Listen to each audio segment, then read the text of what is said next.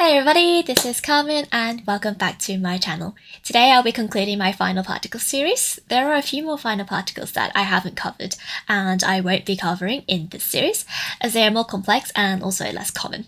You may encounter these later in your Cantonese learning journey, but for now I have equipped you with 25 that you can practice. There are also many two-part final particles, but these are quite straightforward as they combine elements of ones that you have already learned. So keep an eye out for those and develop a sense of the context that they're used in. Right, let's begin today's video.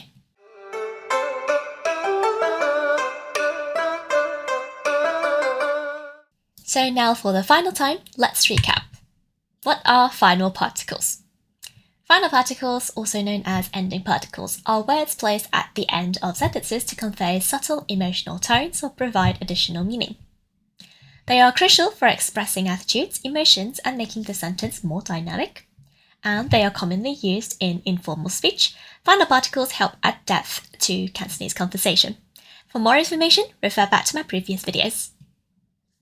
So the first particle, let's discuss a in the first tone. Once again, there isn't a definitive way of writing this, but the most common characters used for this are the ones shown here. This is straightforward. They are used to convey enthusiasm for something, and it functions like an exclamation mark in English when we express excitement. It is a bit similar to la, which have been previously introduced, but la conveys a sense of urging someone to do something, while a mainly just expresses excitement for something. So it's not necessarily urging someone to do the said action. Example 1. 我哋一齊去食飯啊！我哋一齊食飯啊！ Let us eat together. This is pretty straightforward. Here's another straightforward example. 快啲出嚟睇啊！快啲出嚟睇啊！ Quickly come out and look. 快啲 usually means quicker, with the D turning it into a comparative adjective. But when we use it in an imperative sentence, a sentence where you tell someone to do something, it usually means something along the lines of quickly, describing the manner in which you would like someone to carry out the action. Here, we want the person we are talking to come out more quickly, hence functions more like an adverb.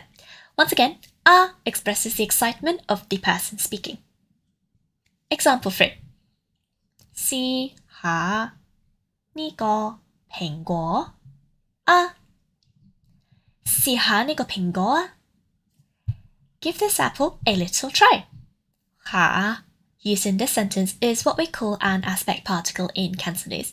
In a previous video, check it out in the right-hand corner if you haven't already, I explained that Cantonese is marked for aspect rather than tenses. So while we can use the concept of English to understand aspects in Cantonese, they are not exactly the same thing.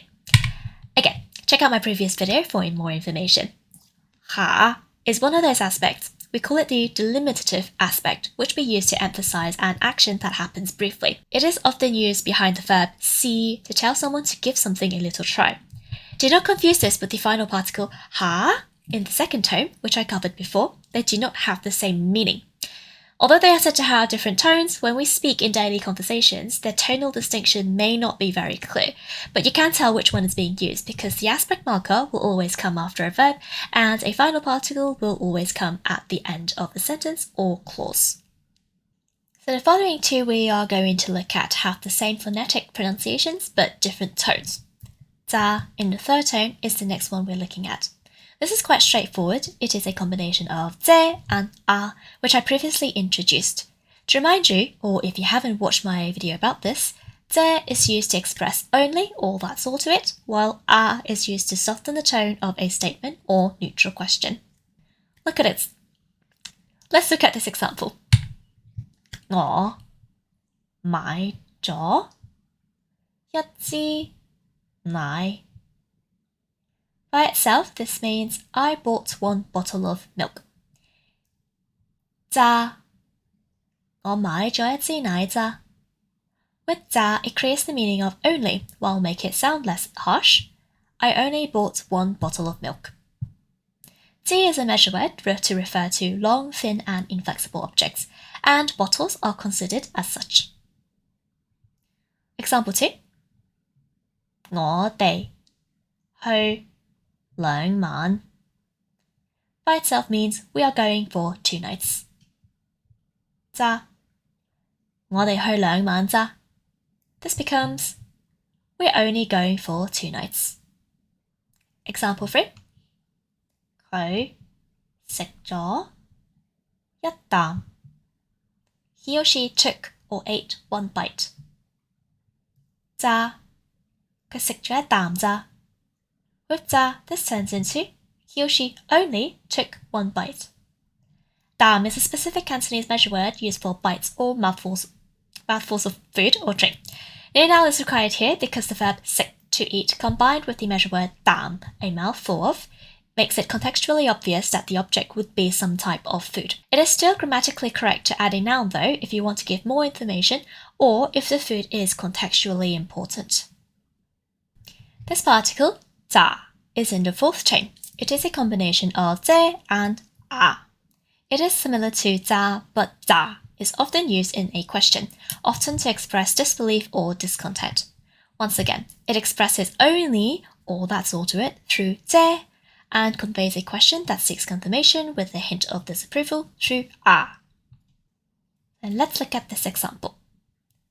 你叫咗2杯茶 You ordered 2 cups of tea. 咋你叫咗2杯茶咋 turns the statement into a question. You only ordered 2 cups of tea. Boy here is a measure word for cups of liquid. It is also a noun to mean a cup, a mug, or a glass when used by itself. Same with this example. 你帶一件行李 You're bringing 1 piece of luggage. 咋你帶一件行李咋 turns this into you're only bringing 1 piece of luggage. 件 here is a measure word, usually meaning 1 item of or 1 piece of, usually regarding item of clothing or in this case a single piece of luggage. Take a look at this example. 今日1度 It's 1 degree today. 咋今日1度咋 turns this statement into it's only 1 degree today. The word 度 can refer to both degrees Celsius or Fahrenheit. It is also used in other words where degrees is used, like angle. And as you can see, 咋, as with other particles, changes the tone of a statement quite significantly. So the final 2 particles are also pronounced the same way phonetically, but the tone is also different. The first one is 我. The pronunciation is also very similar to 我 that was introduced in a previous video, but that one was in the 3rd tone. This one is in the 4th tone. Once again, there is a uniform way of writing this character. The 2 I have encountered are as shown. 我 is used to express disbelief or surprise, to react to something unexpected. Like in this example, 落雪 It means it's snowing. 喎落雪喎 Adding this adds an element of surprise or shock, like shocked. It's snowing. Likewise in this example, 佢唔記得咗我 by itself means he or she doesn't remember me, a neutral statement of fact. 喎佢唔記得咗我喎 Shocked, he doesn't remember me. And in this example, 佢嚟咗 means he or she came, adding 喎佢嚟咗喎Shocked, he or she came. You can say that adding 喎 in Cantonese is like adding a gasp in English to convey shock. The last particle we will be looking at is 喎 in the 5th tone. Again, there isn't a definitive way to write this character. The 2 most common that I have encountered are as shown. This is used in indirect speech to relay what someone else had said. It's like reporting speech in English. Example 1.